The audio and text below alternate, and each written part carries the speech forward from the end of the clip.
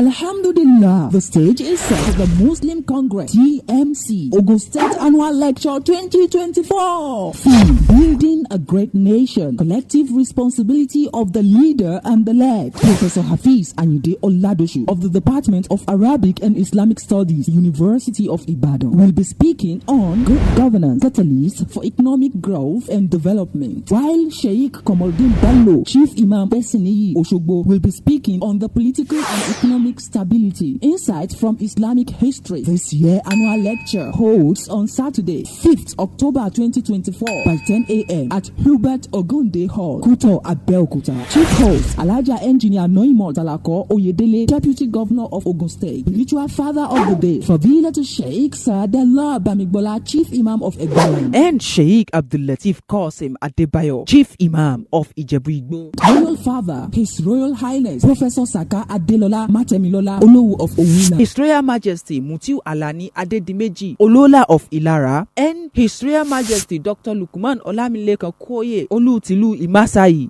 Chairman Alhaji Thabet Wale Sonaike. Special guest of honor, Senator Adegbenga Sefiu Kaka, former Deputy Governor of Ogun State. Sheikh Iskil Lawal Sugar Wakilu Muslimin of Yorubaland, Edo and Delta. Alhaji Asiwaju Kamaldeen Akintunde, Secretary General Ogun State Muslim Council. Host Dr. Ogumoye Wali, TMC Ogun State. Come and listen to the National Reformation Lecture. In Tansurullah Yansuruku.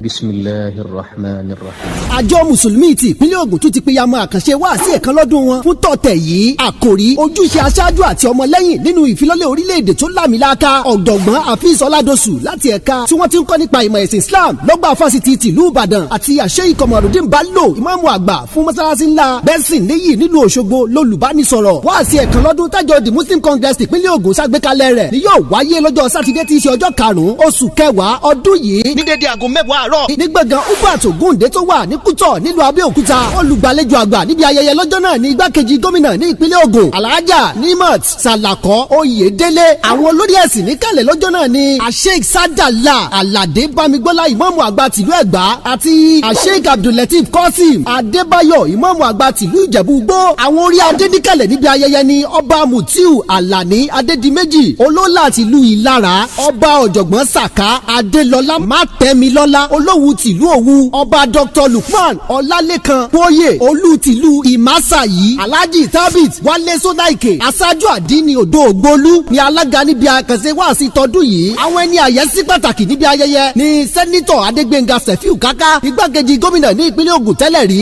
Sheikh Iskil Lawal Sugar, alákòóso nípa ìrẹsì Islam sí gómìnà Dàpọ̀ Abíọ́dún, Alhaji Kamaldeen Akíntúndé, akọ̀wé àjọ Muslim Council ti ìpínlẹ̀ Ògùn, Wali the Muslim Congress ní ìpínlẹ̀ Ògùn, ọ̀mọ̀wé Abdulrasaq Ogunmoye ni yóò máa gba gbogbo àwọn èèyàn lálejò lọ́jọ́ náà. Gbogbo mùsùlùmí lápapọ̀ ẹ jẹ́ ká wá bomirin sí Ọlọ́run pẹ̀lú wíwá síbi àkànṣe wáàsí ìtàjọ The Muslim Congress ìpínlẹ̀ Ògùn tọdún yìí. Intansurullah yansurukum.